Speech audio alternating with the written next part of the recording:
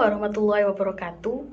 Saya Aminatul Mahmuda, mahasiswa Magister Pendidikan Agama Islam kelas B semester 2 pada perkuliahan Pengembangan Media Pembelajaran PAI ini akan menyampaikan materi yaitu langkah-langkah pengembangan media pembelajaran PAI berbasis ICT atau multimedia dan pembelajaran berbasis makromedia flash bagi peserta didik tingkat pendidikan dasar atau menengah atau PT, sebut saja dengan perguruan tinggi. Pembahasan kali ini ada 4 topik pembahasan, yaitu yang pertama mengenai pengertian pengembangan media pembelajaran PAI berbasis ICT, yang kedua yaitu mengenai langkah-langkah pengembangan media pembelajaran PAI berbasis ICT, lalu yang ketiga mengenai aplikasi makromedia flash, dan yang terakhir pembahasan yang keempat yaitu pembelajaran berbasis makromedia flash. Pembahasan yang pertama yaitu mengenai pengertian pengembangan media pembelajaran PAI berbasis ICT. Sebelum mengenal mengenai apa itu pengembangan media pembelajaran PAI berbasis ICT, mari kita kenali dulu apakah yang dinamakan media pembelajaran PAI berbasis ICT atau Information Communication and Technology. Media pembelajaran berbasis ICT adalah sebuah sarana atau alat dalam melakukan rekonstruksi pengetahuan, informasi, nilai-nilai, dan hal-hal yang berhubungan dengan materi pelajaran pendidikan agama Islam siswa, termasuk juga di dalamnya sumber belajar dan alat bantu yang memanfaatkan perkembangan teknologi, komunikasi, dan informasi dalam penggunaannya. Lalu untuk pengembangan media pembelajaran PAI berbasis ICT adalah segala kegiatan atau proses yang dilakukan dalam rangka pembaruan atau mengembangkan media pembelajaran dengan memanfaatkan teknologi informasi dan teknologi komunikasi dengan tujuan untuk mempermudah peserta didik dalam menerima materi pembelajaran yang disampaikan oleh guru. Pembahasan yang kedua yaitu mengenai langkah-langkah pengembangan media pembelajaran PAI berbasis ICT. Sebelum kita membahas mengenai langkah-langkahnya, kita mengingat kembali apa saja macam dari media pembelajaran berbasis ICT. Di sini dikelompokkan menjadi 2, yaitu yang pertama perangkat lunak atau software. Contohnya seperti aplikasi-aplikasi Android atau yang ada di laptop dan komputer yang membantu dalam pembelajaran. Contohnya aplikasi makromedia flash sebagai aplikasi animasi video, terus contohnya juga Microsoft Word sebagai aplikasi pengolah kata. Selanjutnya yaitu yang kedua perangkat keras atau hardware. Contohnya seperti laptop, komputer, prosesor, LCD proyektor yang bisa digunakan dalam pembelajaran. Selanjutnya yaitu mengenai langkah-langkah pengembangan media pembelajaran PAI berbasis ICT. Yang pertama yaitu konsep atau pembuatan konsep. Jadi sebelum membuat media pembelajaran, sudah seharusnya guru atau pembuat produk sudah memikirkan konsep seperti apa media pembelajaran yang akan dibuat nanti. Apakah dibuat seperti biasa PPT, presentasi untuk peserta didik, atau menggunakan pemanfaatan aplikasi yang mana aplikasi tersebut mendukung perkembangan ICT sekarang. Yang kedua yaitu desain. Langkah ini digunakan oleh guru untuk membuat desain seperti apa, gambaran untuk medianya seperti apa. Contohnya misal kita menggunakan PPT interaktif, lah itu kan template-nya kita maunya seperti apa gambarannya, apakah nuansa islami sekali atau integrasi islami dan sains, seperti itu. Lalu yang ketiga yaitu material collecting, pengumpulan bahan. Jadi guru sebelum membuat produknya harus dikumpulkan dulu bahan-bahannya. Sekiranya bahan-bahan tersebut seperti template dari animasi, misal untuk animasi video seperti itu, template-nya menggunakan apa, lalu bahan materinya apa saja yang perlu dimasukkan, itu juga harus dipersiapkan. Lalu yang keempat yaitu assembly. Lah assembly itu yaitu perakitan. Setelah dibuat konsepnya, lalu didesain sedemikian rupa, lalu dikumpulkan bahannya, selanjutnya yaitu dirakit. Jadi bahan-bahan yang dikumpulkan tadi itu dirakit. Misalnya kalau di aplikasi digabung-gabungin, dimasukkan ke dalam aplikasi tersebut. Jadi nanti urutannya seperti apa, nanti jadinya akan seperti apa, kayak gitu. Contohnya seperti video animasi.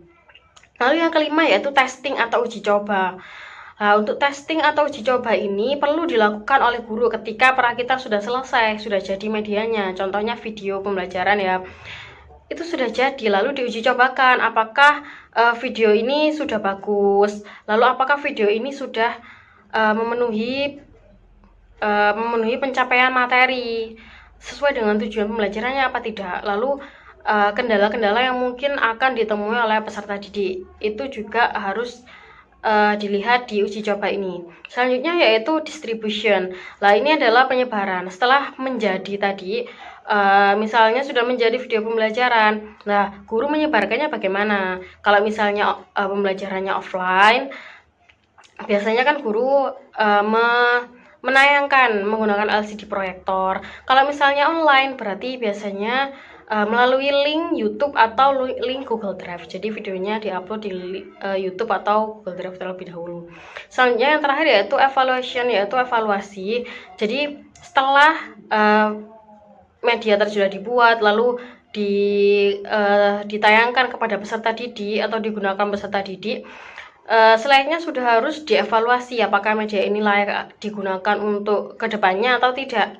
Lalu juga kiranya kendala dan kekurangan media tadi itu kira-kira bisa diantisipasi untuk pembelajaran berikutnya atau tidak, seperti itu. Jadi evaluasi ini bertujuan untuk mengembangkan media pembelajaran tersebut atau menciptakan inovasi baru dari media pembelajaran tersebut. Langkah yang ketiga yaitu mengenai aplikasi Macromedia Flash. Apa itu Macromedia Flash? Jadi Macromedia Flash itu adalah salah satu aplikasi software yang dapat digunakan untuk menyajikan dan membuat sajian visual yang dapat dimanfaatkan menjadi media pembelajaran yang interaktif dan menarik. Karena memang aplikasi ini tidak hanya monoton satu arah saja, tidak hanya guru saja yang bisa menggunakan, namun peserta didik pun bisa menggunakan apabila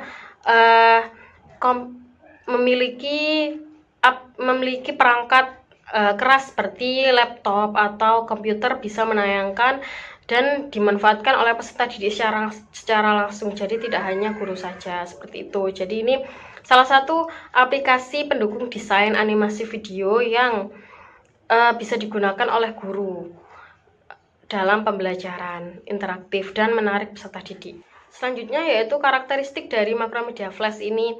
Yang pertama yaitu aplikasi ini merupakan software desain animasi.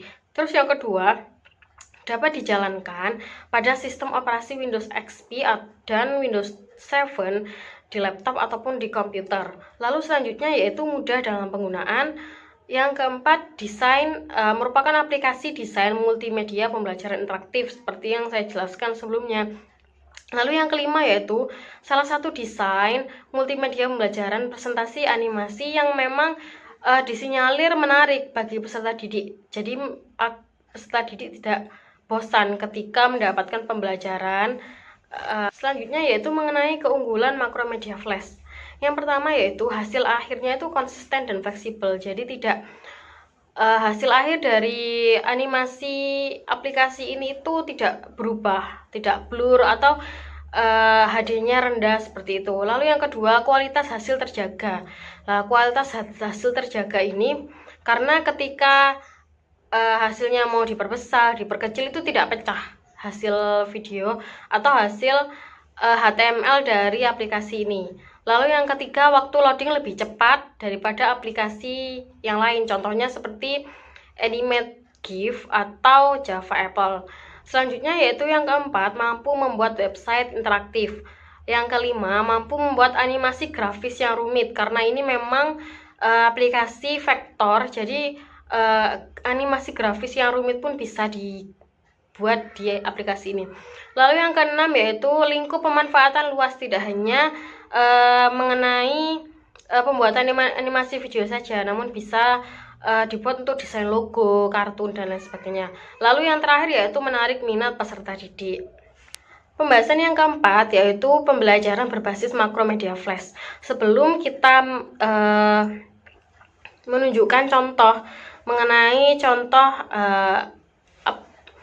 pembelajaran berbasis Macromedia Flash. Sudah seharusnya kita mengetahui bagaimana cara install dari aplikasi Macromedia Flash ini. Yang pertama yaitu kita cari dulu laman web atau link drive yang dapat menginstal aplikasi Adobe Flash. Jadi kita cari dulu, searching di Google, atau misalnya kita sekalian mau mencari tutorial pemasangan dan penggunaan Macromedia Flash, itu bisa di YouTube. Jadi di situ biasanya ada paket lengkapnya. Yang kedua yaitu setelah dapat lalu diklik, nanti akan muncul tulisan free download, itu diklik lagi.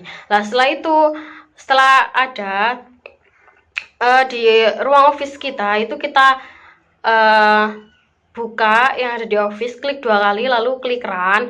Lalu setelah itu ditunggu dulu loadingnya, dan setelah muncul itu klik next untuk melanjutkan, lalu klik accept. Lalu selanjutnya ditunggu proses loadingnya, dan aplikasi sudah siap digunakan. Selanjutnya masih ada, jadi setelah tadi rangkaiannya, selanjutnya itu akan muncul tampilan, dan itu kita klik di install now, lalu kita tunggu loadingnya. Setelah itu ada tampilan lagi, nanti diklik next, lalu selanjutnya klik ada license agreement, itu klik I accept dan klik next. Setelah itu akan muncul tampilan klik next lagi, lalu klik next lagi, lalu selanjutnya klik install, lalu kita tunggu loadingnya, selanjutnya klik finish. Jadi aplikasi sudah bisa digunakan secara seutuhnya. Selanjutnya yaitu mengenai pembelajaran berbasis Macromedia Flash. Di sini ada ya, sudah saya tampilkan. Di situ ada SK, ada KD, ada materi, ada referensi, ada profil, dan ada evaluasi. Lah, di situ cara penggunaannya mudah, yaitu ketika pendidik ingin menjelaskan tujuan dari pembelajaran yang akan dicapai, bisa membuka SK dan KD. Jadi itu bisa klik, lalu ada semacam hyperlink di situ, langsung menuju ke halaman yang berisikan mengenai SK dan KD. Begitupun seterusnya pada materi, referensi atau profil, bahkan evaluasi soal-soal atau kuis yang mungkin dipersiapkan oleh guru. Lalu selanjutnya yaitu mengenai evaluasi menggunakan Macromedia Flash ini. Jadi bisa digunakan ketika guru menampilkan soal seperti di atas. Lah itu di situ ada. Jadi kita bisa memilih jawaban, juga menampilkan soal dan lain sebagainya. Demikian yang bisa saya sampaikan. Terima kasih atas perhatian teman-teman dalam memperhatikan materi yang telah saya sampaikan, dan mohon maaf apabila masih ada salah kata perbuatan. Terima kasih. Wassalamualaikum warahmatullahi wabarakatuh.